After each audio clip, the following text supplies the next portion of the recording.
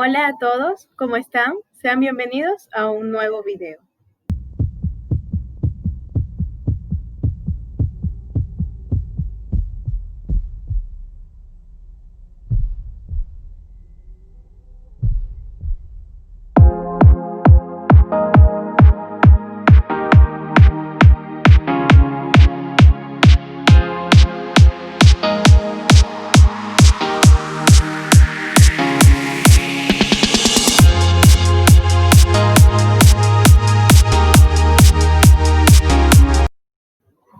Mi nombre es Moreira Cataguasilqui. Soy estudiante de la Facultad de Ciencias Médicas de la Universidad Laica Eloy Alfaro de Manabí. Este es un trabajo de la materia de anatomía sistemática impartida por la doctora Amelia Arteaga. Hoy les voy a hablar sobre lo que es la arteria carótida externa. Para entender de dónde nace la arteria carótida externa, debemos ir desde el punto de inicio. El callado aórtico es la porción superior de la arteria principal que transporta sangre fuera del corazón, es decir, que es un segmento de la arteria aorta situado en la aorta ascendente y descendente. De aquí se van a bifurcar el tronco brachiocefálico, la arteria subclavia y la arteria carótida común izquierda. Esta carótida común nacerá del tórax y se va a bifurcar en dos arterias, la carótida interna y la que nos interesa en este caso, que sería la arteria carótida externa. Bueno, la arteria carótida externa se extenderá desde la bifurcación de la arteria carótida común hasta el ángulo de la mandíbula, donde se va a dividir en sus ramas terminales. En las relaciones de esta arteria carótida externa tenemos que en su porción cervical esta arteria se va a relacionar anteriormente con el músculo esternocleidomastoideo y la lámina superficial de la fascia cervical que lo va a recubrir, con el nervio hipogloso y el tronco venoso tirolinguofacial que lo van a cruzar, y también posteriormente con la arteria carótida interna, medialmente con la faringe. En su porción cefálica se va a situar profundamente al vientre posterior de los músculos digástrico y estiloideo. Va a pasar a través del diafragma de los músculos estiloideos y medialmente al músculo estiloioideo y lateralmente al ligamento estiloioideo, al músculo estilogloso y al ligamento estilomandibular, y va a penetrar en la parótida. Esta arteria, es decir, la carótida externa, va a irrigar la cara y los tegumentos del cráneo. En las ramas colaterales tenemos que va a dar múltiples ramas colaterales, de entre 4 a 12. Sin embargo, se les mencionará las principales o normales, es decir, las que se pueden observar, que son la arteria tiroidea superior, lingual, facial, faringea ascendente, occipital, auricular posterior y las ramas parotidias de la arteria auricular posterior y de la arteria temporal superficial. Ahora tenemos lo que es la arteria tiroidea superior. Esta arteria tiroidea superior va a nacer de la cara anterior de la arteria carótida externa. Va a nacer muy cerca del origen de esta. Va a dar ramas colaterales. Entre estas tenemos la rama esternocleidomastoidea de la arteria tiroidea superior, que va a penetrar en la porción media del músculo, cerca de su borde anterior. Y también tenemos la arteria laringea superior, que ésta se vuelve profunda al músculo tiroideo y va a atravesar la membrana tiroidea y se va a distribuir por los músculos de la laringe y la mucosa del vestíbulo. En las ramas terminales de lo que es la arteria tiroidea superior, tenemos que se va a dividir en el vértice del lóbulo lateral de la glándula tiroides en 3 ramas, anterior, lateral y posterior. Va a descender una sobre la cara anterior, otra por el borde lateral y la tercera sobre la cara posterior del lóbulo lateral. Ahora tenemos lo que es la arteria lingual. Y bueno, la arteria lingual va a nacer generalmente de lo que es la cara medial de la arteria carótida externa. En los ramos colaterales tenemos que la arteria supraoidea, esta va a ser una rama colateral de la arteria lingual, va a seguir el borde superior del hueso ioides y se va a destomosar posteriormente al músculo genioideo, con la del lado opuesto. Otra rama colateral que tenemos es la rama dorsal de la lengua o lingual dorsal, que se separa de esta porción de la arteria lingual, que se corresponde a través del músculo hiogloso con el vientre posterior del músculo digástrico. Va a ascender por el lado de la base de la lengua y se va a distribuir por el pilar anterior del velo del paladar, es decir, la epiglotis y la base de la lengua. En los ramos terminales tenemos que son dos, y estos ramos van a ser la arteria sublingual y la arteria profunda de la lengua o lingual profunda. Ahora tenemos las arterias faríngea ascendente y la facial. Bueno, la arteria faríngea ascendente va a ser la rama más pequeña de la arteria carótida externa. Van a ser de la cara posterior de la arteria carótida externa casi al mismo nivel que la arteria lingual. Va a proporcionar ramas a la pared faríngea y a los músculos prevertebrales. Va a dar ramas mediales para la faringe, entre las cuales se distinguen normalmente una rama faríngea inferior. También va a dar ramas posteriores o prevertebrales y la arteria meningia posterior. También tenemos lo que es la arteria facial, y esta se va a originar de la cara anterior de la arteria carótida externa y superiormente a la arteria lingual. Los ramos colaterales de esta tenemos a la arteria palatina ascendente, las ramas submandibulares y la arteria submentoniana, la rama pterigoidea, la arteria masentérica, la arteria labial inferior, la arteria labial superior y la arteria nasal lateral. Los ramos terminales tenemos que es solamente una, y que va a ser la arteria angular, y que después de formar la arteria nasal lateral, la arteria facial se va a convertir en una arteria angular. Tenemos también ahora lo que son las arterias occipital, auricular posterior y las ramas parotidias de la arteria auricular posterior y de la arteria temporal superficial. Bueno, la arteria occipital va a nacer generalmente de lo que es la cara posterior de la arteria carótida externa a la altura de la arteria facial, o también raramente de la arteria lingual. En los ramos colaterales tenemos que ver numerosas ramas musculares, entre las cuales se va a encontrar una rama esternocleidomastoidea y una rama descendente.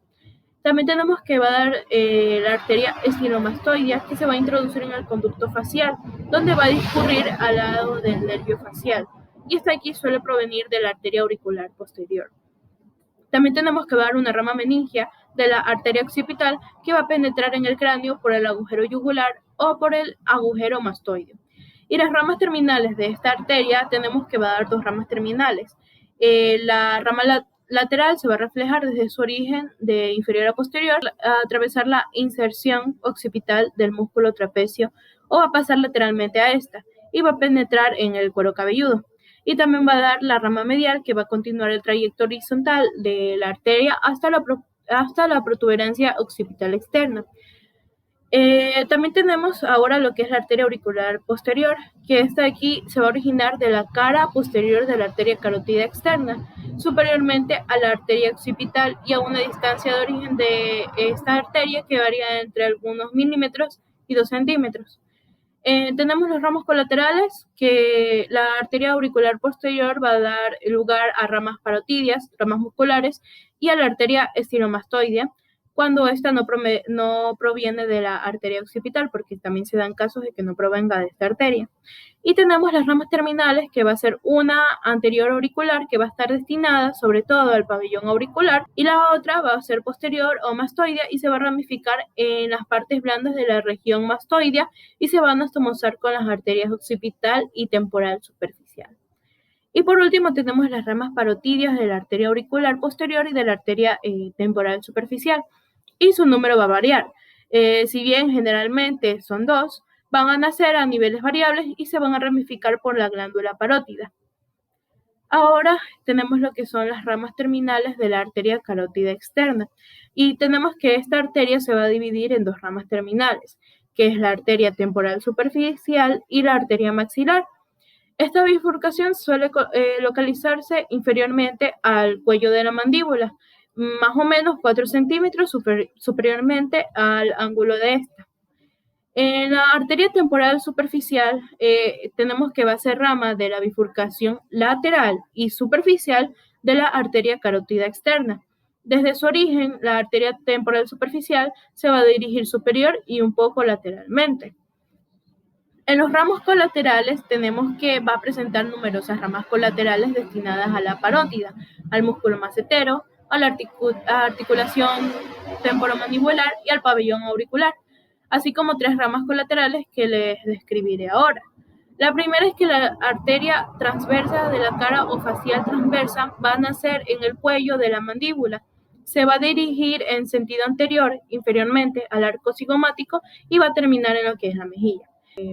Otro ramo es la arteria cigomático-orbitaria, que van a nacer en el arco cigomático, como lo dice el nombre propiamente, y se va a dirigir en sentido anterior, superiormente al arco, y termina en la porción lateral del músculo orbicular del ojo, donde se van a estomosar con la arteria palpebral superior. Y el tercer ramo es la arteria temporal media, que va a ser inconstante. Y esta rama va a nacer un poco superiormente o al mismo nivel que el arco cigomático y va a alcanzar al músculo temporal a través de una fascia temporal. En los ramos terminales de esta arteria tenemos que, de las 2 ramas terminales de esta arteria temporal superficial, la anterior o frontal se va a dirigir superior y anteriormente, mientras que la posterior o parietal lo hace directamente en sentido superior. Es decir, que ambas van a ser flexuosas y se van a ramificar en los tegumentos de la porción lateral del cráneo y se van a anastomosar por una parte entre ellas y por otra con la arteria frontal anteriormente y con las arterias auricular posterior y occipital posteriormente. Ahora, y por último, tenemos lo que es el otro ramo terminal, que es la arteria maxilar, y es un poco más compleja. Esta va a ser una rama de bifurcación medial o profunda de la arteria carótida externa. Se va a extender a través de la fosa infratemporal hasta el agujero esfenopalatino. En las ramas colaterales tenemos que proporcionan 14 ramas colaterales, y estas ramas pueden dividirse en 4 grupos. El primer grupo, las que nacen mediales al músculo pterigoideo lateral. El segundo grupo, las que nacen inferiores al músculo cuando la arteria maxilar rodea su borde inferior. Y el tercer grupo es las que se originan de la arteria maxilar laterales al músculo. Y finalmente, el cuarto grupo, las que tienen su origen en el trasfondo. Describiremos las ramas de cada grupo siguiendo el orden en el que se originan. O sea, el primer grupo, con excepción de la arteria timpánica anterior, que nace a nivel del cuello de la mandíbula, todas las arterias de este grupo se van a originar de la arteria maxilar, en general anteriormente al cuello de la mandíbula y frente a la cara medial del músculo pterigoideo lateral. La primera arteria que tenemos de este primer grupo es la arteria timpánica anterior. La segunda es la arteria meningia media, que va a ser voluminosa. Y la tercera rama de este primer grupo va a ser la rama meningia accesoria, que va a ser inconstante. En el segundo grupo tenemos que este grupo solo puede distinguirse cuando la arteria maxilar presenta su variedad lateral. Es decir, cuando rodea al borde inferior del músculo pterigoideo lateral. Cuando la arteria pasa entre los 2 fascículos del músculo, una de sus ramas, es decir, la arteria alveolar inferior, va a pertenecer al primer grupo. Las otras se van a unir al tercer grupo o nacen entre los 2 fascículos. En la primera rama, o sea, la primera arteria de este segundo grupo, tenemos que a la arteria alveolar inferior, y va a descender oblicuamente en sentido inferior y anterior, y de ella se van a originar la arteria del nervio lingual y la arteria miloioidea, que discurre a lo largo del surco del mismo nombre. Tenemos también a la arteria macetérica, que se va a dirigir lateralmente y va a atravesar la escotadura mandibular y va a penetrar en la porción posterior superior del músculo macetero. La tercera arteria, que es la arteria temporal profunda posterior, y va a nacer, o sea, suele nacer de un mismo tronco con la precedente.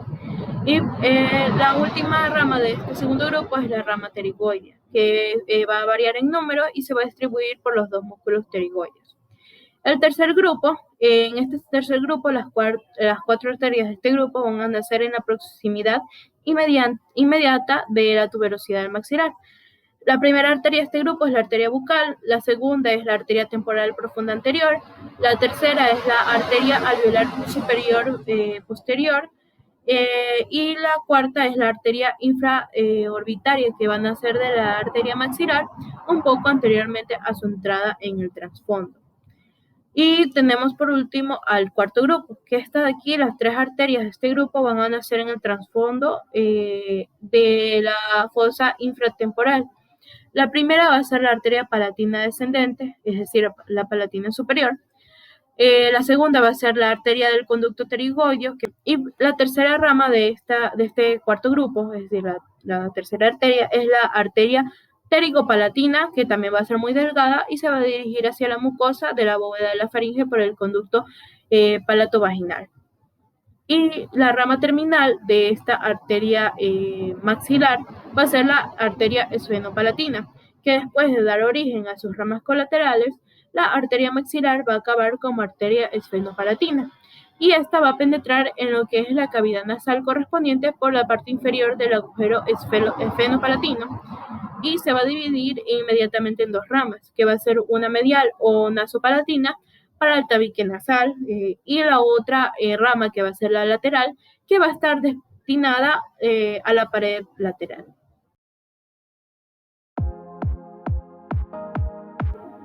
Muchas gracias por ver el video, espero que les haya gustado y si quieren ver más videos, pues en esta página hay muchos más videos, no solamente del tema de lo que serían vasos, sino también de nervios, de tecnología, osteología y neurología.